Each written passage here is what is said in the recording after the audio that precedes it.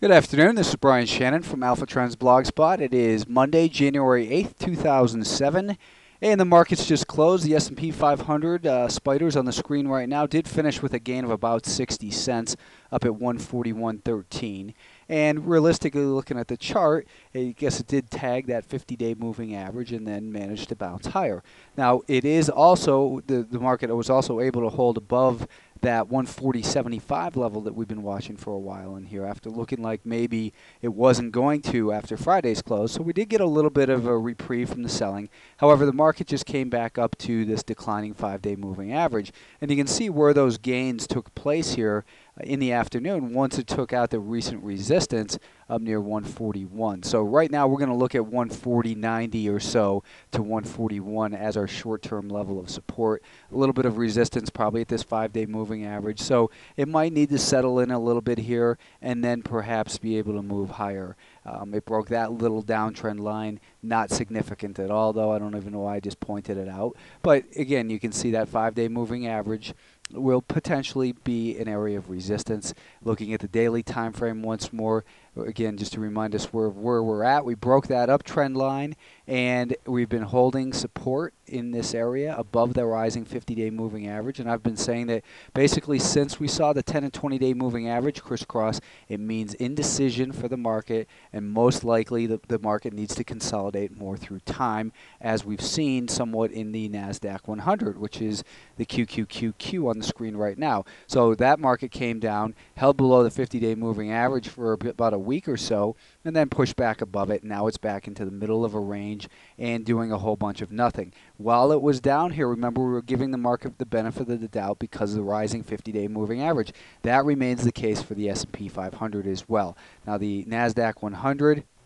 looks a little bit better in that than the S&P 500 because we've got the rising 5-day moving average. But realistically, it's just a big choppy mess in here, still telling us that there's no reason to get aggressively long or short in here. The nature of the market overall has changed over the last 3 to 4 weeks from being a runaway bull market to now a market that is digesting those gains. And depending on the quality of the way this market digests those gains, we'll be able to see whether the market can push higher or whether it's going to break lower, and only time can tell that. No one has a crystal ball that can accurately gauge that with any accuracy at this point. The mid caps right now, these guys have fallen down to this prior level of resistance, which has been a pretty good area of support. So 145 continues to be the more important level in here.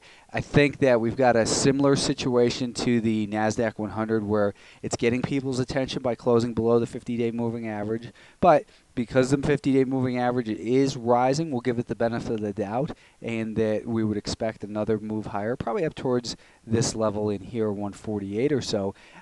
But because the 10 and 20-day moving averages are both heading lower and the 10 is below the 20, it tells us we have to be very careful. And if you're going to bet on such a move, do it with smaller share size than you would if we had alignment of all those different trends represented by the moving averages. And by that I mean the short-term moving average representing the short-term trend, intermediate term moving average representing an intermediate term trend, which at this point is now down. And we see that further evidenced by these lower highs and the lower lows that might now be searching for a little bit of support in here. One thing we might want to look at is a MACD divergence like we saw over here that led to a nice move, but we don't have evidence of that. So just continue to monitor the action. We're not going to look at the semiconductors because nothing changed there. Let's take a look at the stocks we've been involved in. AIRN Networks, AIRN. We got involved in this one at 372 on this day. Unfortunately, this morning's weakness stopped us out at 368. To me, the stock still looks like it might be set up for continued move, so you might want to keep that one on your list of stocks to watch over the next couple days. ARQL, the stock we got involved in at 625 on this day. We had raised our stop up to $6.20, so we were stopped out of there with a loss of a nickel. So that's two stocks we got stopped out of. Lufkin, LUFK. It was interesting to see that there was some bad news on this company today. And like it will happen a lot of times, bad news turns into something that the short-term turning point higher. once the bad news is out, people who are short look to cover, and that's what I think happened in here. But we got short LUFK at 57.65, and our stop had been lowered to 57.35, so right about here. And we got stopped out early today with a gain of about 30 cents. And I think the sidelines are definitely a much better place to be for this right now. So we've also got a nice gain locked into Microsemi. I hope you saw that intraday update. Even if you didn't, go ahead and cover now, I say. Our target was 18 bucks a share. We shorted it at 19.15. Our stop was up, just narrowly got stopped out up there. But I suggested that you close the trade out at $17.95. So in at 19.15, out at 17.95. Good for a gain of about $1.20. Asia, ASIA, the stock we had gotten involved in at 7.85 on Friday. Right about here, I think it was at that point.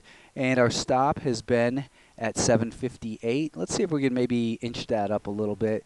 Let's put it below this low right here. Let's say $7.66, just to take a little bit of the risk off, only because it hasn't done anything time-wise. I think that if you're not in this stock, you want to keep an eye for a move above $7.90 might be the area where it gets going. But it still looks set up really nice here as it holds on to these gains and the volume diminishes. That tells me that it's most likely going to continue higher. Hansen Natural Corporation gave us a buy Friday afternoon at 34.25. We were then stopped out this morning at 33.82 for a loss of 43 cents.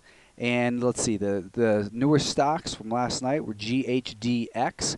This is the second time we've traded this stock in the last week or so. First, we took it right here and got stopped out there. This morning, I suggested buying it above 1980, which occurred right here. And our stop obviously didn't get hit because it never ticked any lower than that. I think at this point, you want to raise your stop up to this point. Let's call it $20.28 for our new stop in GHDX. NightHawk NHWK, what we were looking for in here today was a pullback to 25.85. I don't know if anyone saw the low of the day today, but that was 25.85. And then to purchase it above 26. So you should have been long right in here. Our stop obviously wasn't hit. Let's raise our stop at this point to $26.15. And that'll keep us in a profitable position if we do get stopped out, unless there's a gap or something.